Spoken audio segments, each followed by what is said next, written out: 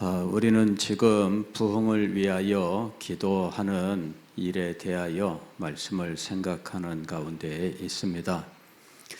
이 시리즈의 기도 제목은 부흥을 위한 기도입니다. 부흥을 위한 기도, 오늘은 세 번째 시간으로 믿음으로 기도하라 하는 것입니다. 우리는 이제 이 부흥에 대해서는 두 가지 큰 견해가 서로 대립하고 있다 하는 것을 이미 여러분에게 말씀을 드린 바가 있습니다. 하나는 이제 부흥을 소망하는 것이고, 다른 하나는 이제 부흥을 이제 일으키는 것입니다. 이 두 가지 견해가 서로 대립을 하고 있어요.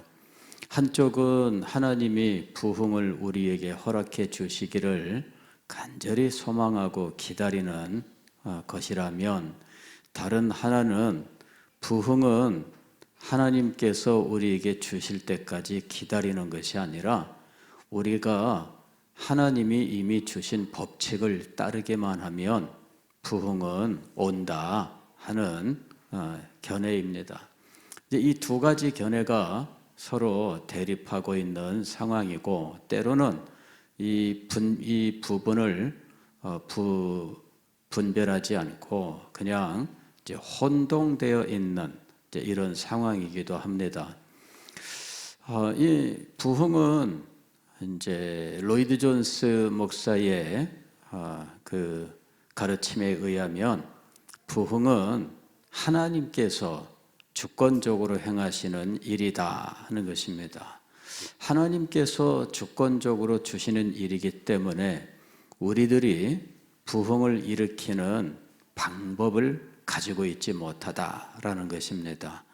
그래서 부흥을 일으키는 방법 혹은 부흥을 가져오는 길, 이런 것들을 주장하는 사람이 있다면 그건 잘못된 것이다, 이렇게 말하는 것입니다. 실제로 이제 18세기 후반, 19세기에 들어와서 부흥은 이제 일으키는 것이다, 즉 우리가 부흥을 만들어낼 수 있다라고 주장하는 견해들이 생기게 되었는데, 이 견해의 대표적인 주장자가 찰스 피니라고 하는 사람입니다. 이 사람이 부흥에 대한 강의라고 하는 이제 책을 썼는데, 이 부흥론이지요. 이 부흥론이라는 책을 썼는데, 이제 거기에서 뭐라고 이야기하느냐면, 부흥은 하나님께서 언제나 이 주시기로 작정하시고 있기 때문에 법칙을 따르면 부흥은 반드시 온다, 혹은 방법을 바르게 사용하면 부흥은 반드시 온다. 그래서 부흥을 일으키지 못하는 사람들은 문제다, 이렇게 이야기한 거예요. 부흥을 일으키지 못하는 사람들은 문제다. 그래서 자기가 가르치는 대로만 하면 부흥은 반드시 온다, 이렇게 이야기하고 부흥에 대한 강의, 책 제목이 그거예요. Lectures on Revival입니다. 그래서 부흥에 대한 강의 책 제목이, 그래서 자기의 가르침을 따라서 자기가 일러주는 대로 하면 부흥은 반드시 온다라는 것이었습니다. 그리고 그분의 그 책이 후대에 많은 영향을 미칩니다.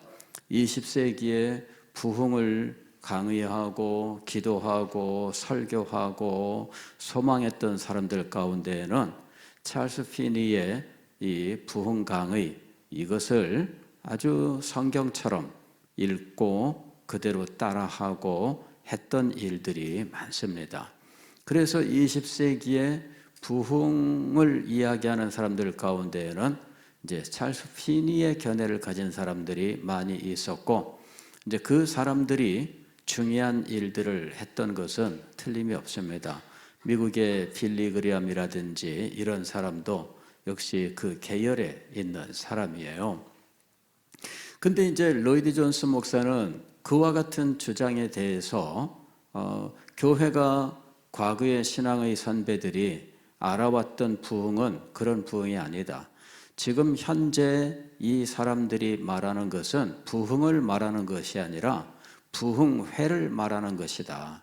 부흥회를 주최하기 위해서 이러이러한 방법과 절차를 따라라 하는 그런 이야기지, 부흥 그 자체에 대한 것은 아니다. 부흥은 우리가 이런저런 방법을, 절차를 밟기만 하면 반드시 오는가, 그것이 아니다. 부흥은 주님의 주권에 달린 일이라서 주님께서 주실 때 주시는 것이다. 우리가 부흥을 만들어내는 것이 아니라 하나님께서 주시는 것이다. 이렇게 가르친 거예요. 그리고 이제 이 가르침의 대표적인 근거로서 이제 조나단 에드워즈의 부흥론을 들었던 겁니다. 조나단 에드워즈가 자기의 처음 사역에서 있었던 1734년, 35년에 있었던 이 부흥에 대한 자세한 기록을 남겼습니다. 이거는 이제 이 신실한 기록이라고 하는 이제 이런 그 제목을 가지고 있어요. 그런데 짧게 말하면 그런 거죠. 예, 아주 신실한 기록인데 무엇에 대한 신실한 기록인가 하면은 이 surprising work of God입니다. 이 surprising이라고 하는 것은 깜짝 놀라는 걸 말하잖아요. 왜 우리가 미국 사람들 생일 파티할 때 선물, 그거는 서프라이징이라고 부릅니다. 서프라이즈 이래요. 선물 이제 그 축하할 때. 그 뭐냐 그러면은 깜짝 놀랄 만한 선물. 몰랐지? 이 말입니다. 몰랐지? 그래서 몰랐는데 선물을 주니까 놀랐지? 그 말입니다. 이 서프라이즈가 놀라다 이 말입니다. 그런데 선물을 줄 때 서프라이즈 이렇게 얘기를 하거든요. 그래서 깜짝 놀라는 이런 그 모습을 보여줘야 돼요. 이게 웬일이야? 이러면서 다 같이 서프라이즈. 근데 이게 하나님의 부흥의 특징이라는 거죠. 워크 오브 갓은 뭐냐면 하나님의 일이에요. 하나님의 일, 하나님의 사역입니다. 그런데 이것이 서프라이즈 이렇게 온다 이 얘기입니다. 그래서 자기의 목회에서 자기가 이 부흥을 위하여 이러이러한 방법을 썼더니 부흥이 왔다. 그게 아닌 거예요. 어느 날 부흥이 임한 겁니다. 그리고 부흥이 사라지는 것도 마찬가지였어요. 부흥이 사라질 때에도 뭐 사라진다 이렇게 하는 것이 아닙니다. 그냥 사라졌어요. 사실은 에드워즈가 경험했던 이 부흥에는 인간적 이 비극과 밀접한 연관이 되어 있습니다. 부흥이 올 때에도 비극이 있었고 부흥이 사라질 때에도 비극이 있었습니다. 인간적 비극은 무엇이었느냐 하면은 부흥이 올 때에는 젊은 부부가 죽는 일이 있었어요. 20대 초반에 젊은 부부가 갑작스럽게 죽으면서 그 죽음 때문에 노샘튼 에드워즈가 목회하던 그 지역에 큰 두려움이 임한 겁니다. 그리고 그 두려움이 영적인 소망, 영원한 것에 대한 추구로 발전하게 되는 거예요. 그래서 조나단 에드워즈 목사님에게 젊은 청년들이 찾아와서 영생에 대해 묻고 죽음 이후에 우리 삶의 영원한 운명에 대해서 물으면서 성경 공부를 시작하게 된 겁니다. 그러면서 주일날 많은 사람들이 교회에 오고 그 다음에 메시지가 사람들에게 강력하게 임하면서 그 마을에 교회 안 나오는 사람이 없다 할 정도로 완전히 변화된 거예요.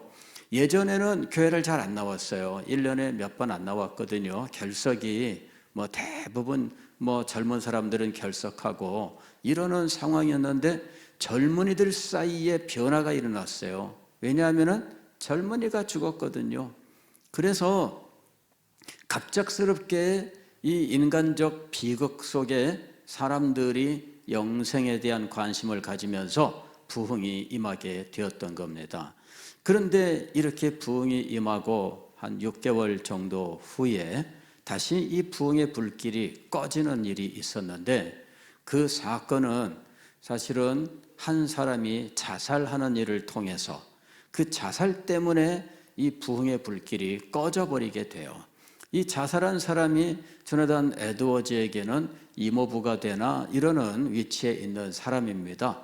그런데 이 사람이 자살하면서 성도들 사이에 갑작스럽게 신앙의 회의, 이것이 임하게 된 거죠.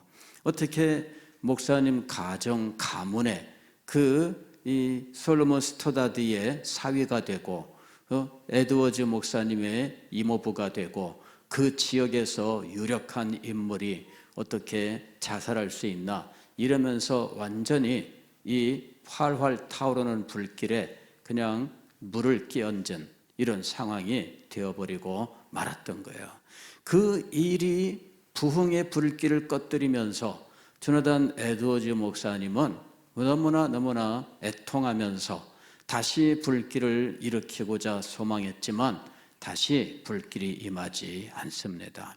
얼마나 고통스러워요. 그래서 그 일 이후에 이제 그가 있었던 일들을 자세하게 기록을 하고 그것을 이제 책으로 엮어냈는데, 책 제목이 바로 그겁니다. 신실하게 자기가 모든 걸 살폈다.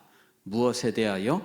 갑작스럽게 임한 하나님의 일, 즉 부흥에 대해서 이것입니다. 이것이 부흥이 임하게 된 과정에 대한 이야기였어요. 그는 갑작스럽게 부흥이 임했고 갑작스럽게 부흥이 떠나게 되었다라고 하는 그 사실을 절감한 거예요. 그 뒤로 5년 동안 이 조나단 에드워즈 목사는 다시 부흥이 임할 수 있기를 소망하고 그렇게 부흥을 소망해서 찾았어요. 그랬는데 나중에 한 3년 4년 후에 런던 이 영국에서 부흥의 소식이 들렸어요. 부흥의 소식이 들렸는데 그게 바로 조지 휘필드의 부흥의 소식입니다. 이것이 1737년에 있었던 이 조지 휘필드의 부흥 사건입니다. 그리고 조지 휘필드가 가는 곳마다 부흥의 역사가 일어난다는 소식이 들려왔을 때 에드워즈 목사는 이거다 하는 마음이 들었어요.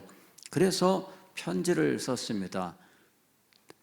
휘필드 목사님, 이 미국 대륙에 오실 계획이 있다고 들었는데 오시면 우리 교회 좀 들러서 말씀을 좀 전해 주십시오. 그래서 조지 휘필드가 마침내 미국을 오게 되는데 이때가 이제 1740년입니다. 미국에 와서 이제 이 휘필드가 가장 먼저 간 데가 조나단 에드워즈 목사님의 교회예요. 노샘튼에 가서 말씀을 전하는데 그때 조나단 에드워즈 목사도 정말 간절한 마음으로 이 조지 휘필드의 말씀을 들었던 겁니다. 휘필드가 그때 광경을 일기에다가 기록을 해놨는데 이 조나단 에드워즈 목사가 눈물을 흘리면서 말씀을 들었다 이렇게 기록을 하고 있습니다. 그러니까 간절하게 소망했었던 거예요. 부흥은 우리가 어떤 방법 혹은 절차, 어떤 과정을 만들어내면은 그대로 따라가면 부흥이 임하는가? 사실 이거는 매뉴얼이라고 부르는 것이죠. 매뉴얼. 그리고 오늘날 이 매뉴얼을 가장 잘 갖춰놓은 데가 어디냐면은 빌리 그레함 전도센터예요. 빌리 그레함이 반세기 동안 그 일을 했던 사람입니다. 그리고 그 빌리 그레함 전도센터에는 그 아들이 지금 이어받아서 그 일을 계속하고 있습니다. 세계적으로 빌리 그레함 전도 부흥회를 조직하고 그걸 돌아가면서 하고 있습니다. 그러면은 이게 몇 년 전부터 어디서 우리가 부흥 집회를 할 거다, 몇 년 전부터 사람들을 보내고 그 지역의 교회들과 협조해서 자기들이 만들어 놓은 매뉴얼을 따라서 진행을 하게 되어 있습니다. 그리고 그 집회에 많은 사람들을 불러서 엄청난 규모의 집회를 진행하고 그 엄청난 규모의 집회 자체를 부흥이라고 지칭을 하고 있다는 것이죠. 실제로 저도 1974년에 우리나라에서 엑스플로 74라고 하는 이런 전도 집회가 있었고요. 그때에 빌리그램이 와서 엄청난 인원들이 여의도에 대광장이 있을 때, 516 광장이라고 하는 이 엄청난 광장이 있을 때 그 광장에 100만 명이 모였다는 거죠. 엄청난, 전국에서 기독교인들이 막 다 모였어요. 엄청난 이런 일을 부흥 집회를 진행을 했던 거예요. 그리고 그 엑스프로 74에서 CCC와 이런 그 선교단체들이 이 선교공부 교재, 전도 교재를 만들어서 막 훈련시키고 보급하고 이런 일들을 진행을 했던 겁니다. 그래서 그때 엄청나게 놀라운 부흥 집회가 우리나라에서 일어난 거예요. 그 뒤부터 한국 교회는 대규모 집회를 하는데 익숙하게 되었습니다. 부활절마다 여의도 광장에 이제 이 새벽 집회를 모이게 되었고, 한때는 뭐 200만 이런 사람들이 모이기도 했던 거예요. 여러분, 200만이 모이면은 엄청난 겁니다. 근데 그것도 사실은 80년대 들어서면서 이제 없어지게 됩니다. 이제 그게 사실은 정치 상황과도 연관이 있죠. 그런 많은 인원들이 모였을 때 그 인원들이 어떻게 정치적으로 돌변할지 모르니까 사실은 80년대 이후에 제5공화국은 그런 집회를 이제 환영하지 않는 거죠. 그래서 그 대규모 집회를 할 수 없게 된 겁니다.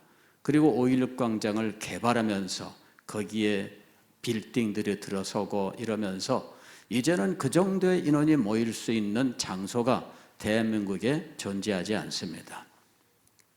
자, 어쨌든 이 매뉴얼을 따라서 진행하면은 반드시 부흥이 임한다라고 하는 것은 알고 보면은 부흥 집회를 계획하고 그 부흥 집회를 대규모 사람들을 모으는 집회로 만드는 과정에 대한 이야기였다라고 하는 겁니다. 그래서 부흥과 부흥 집회는 달라요. 우리가 이걸 잘 알아야 됩니다. 부흥은 하나님의 역사예요. 그리고 에드워즈가 말한 것처럼 서프라이즈. 갑자기 하나님께서 주시는 것입니다. 물론 그때의 이 교회 상황은 부흥이 되어야 되는 상태, 즉 영적으로 잠들어 있는 상태, 무능한 상태 혹은 죽어 있는 상태예요. 그 교회를 깨우고 일으키고 살리고 이것이 부흥입니다. 그때의 각 사람의 영혼과 마음 속에서 교회에서 일어나는 삶의 변화, 영적인 놀라운 변화, 이런 것들이 사람들을 변화시키고 교회를 변화시키고 시대까지 변화시키는 놀라운 일로 나타나는 것이죠. 우리는 지금 바로 그 부흥을 위해서 기도하고 있는 거예요. 그걸 소망하고 있는 겁니다. 대규모 부흥 집회를 개최하기 위한 것이 아니라, 대규모 부흥 집회는 사실은 이름을 그렇게 정하진 않았지만 실상은 다양한 명칭으로 우리가 시행해 왔었어요. 다른 교회들도 많이 해왔던 겁니다. 꼭 한 번만 전도 집회라든지 뭐 이런 것들도 어쨌든 무조건 사람들을 모아놓고 보자, 이제 이러한 것들도 그런 연장선입니다. 그런데 우리는 지금 그것을 원하는 것이 아니에요. 그것이 아니라 실상은 사람들에게 영적인 변화, 그리하여 그의 영원한 운명의 변화, 삶의 변화, 교회가 살아나고 능력을 회복하게 되는, 그래서 영광스러운 예배와 그 다음에 진리의 능력이 나타나는, 그리하여 성도들이 능력 있는 신앙생활을 살게 되는 이것을 소망하는 거예요. 우리는 다른 것을 위하는 것이 아닙니다. 지금 이 시대는 대규모 전도 집회를 한다고 되는 시대가 아닙니다. 이것은 순전히 하나님의 능력으로 우리에게 그 능력이 나타나서 정말 우리의 영혼이 변화되고 하나님을 아는 지식에 변화가 일어나야 된다 하는 겁니다. 이것 외에는 우리에게 다른 길이 없다라고 하는 것입니다. 그래서 기도하는 겁니다. 문제는 뭐냐면은 우리가 이 부흥을 일으킬 수 있는 방법이 없다라고 하는 것입니다. 부흥을 일으킬 수 있는 방법이 없다. 그런데 성경을 읽다 보면은 부흥을 일으키는 방법은 없는데 부흥은 반드시 임할 수밖에 없다라고 하는 것을 알 수 있게 됩니다. 오늘 우리가 읽은 성경 말씀이 바로 그것을 우리에게 지원해 주고 있는 말씀입니다. 오늘 말씀을 보면은 23절, 내가 진실로 너희에게 이르노니 누구든지 이 산더러 들리어 바다에 던져지라 하며 그 말하는 것이 이루어질 줄 믿고 마음에 의심하지 아니하면 그대로 되리라. 여기서 지금 이 믿음으로 말하는 것에 대해서 말씀을 하고 있습니다. 이 산더러 들리어 바다에 던져지라, 이렇게 말하는 것에 대해서 이야기하고 있습니다. 이것은 기도의 제목이죠. 사실은 이 산더러 들려 저 바다에 던져지라. 사실 이것은 우리가 생각할 때 불가능한 일입니다. 그런데 주님께서는 이러한 것조차도 믿고 의심하지 아니하면 그대로 된다라고 말씀하고 있다는 것입니다. 24절 말씀 보면 이 말씀에 근거해서 그러므로 내가 너희에게 말하노니 무엇이든지 기도하고 구하는 것은 받은 줄로 믿으라. 그리하면 너희에게 그대로 되리라 하고 말씀하시는 거예요. 여러분, 여기에서 믿음의 기도에 대해서 주님이 가르치신 것을 볼 수가 있습니다. 이 믿음의 기도는 누구든지 무엇이든지 이렇게 말씀하는 거예요. 누구든지 무엇이든지. 그런데 이 누구든지는 무엇과 연결되고 있느냐 하면은 믿음과 연결되어 있는 거예요. 믿는 자는 누구든지입니다. 믿는 자는 누구든지. 이때의 믿음은 구원 얻는 믿음을 말하는 것이 아니라 역사하는 믿음을 이야기하는 것입니다. 즉 우리가 믿음으로 구원받는다라고 말할 때의 그 믿음이 아닙니다. 여기에 믿음은 하나님께서 우리에게 반드시 역사하신다라고 하는 그 하나님의 역사에 대한 믿음이에요. 그래서 하나님의 역사에 대한 믿음이 바로 이 놀라운 일을 이룬다는 거죠. 22절 보게 되면은 예수님께서 이렇게 말씀하셔요. 하나님을 믿으라. 이것부터 먼저 말씀하셔요. 하나님을 믿으라. 그럴 때 이 하나님의 무엇을 믿는다는 이야기입니까? 하나님의 뜻을 믿는다는 겁니다. 하나님의 뜻이 과연 교회의 부흥을 하나님이 뜻하고 계시는가? 성도들이 영적으로 살아나는 것을 하나님께서 뜻하고 계시는가? 그렇다면 우리가 기도할 수 있습니다. 하나님을 믿으라. 하나님의 성품을 믿는 것입니다.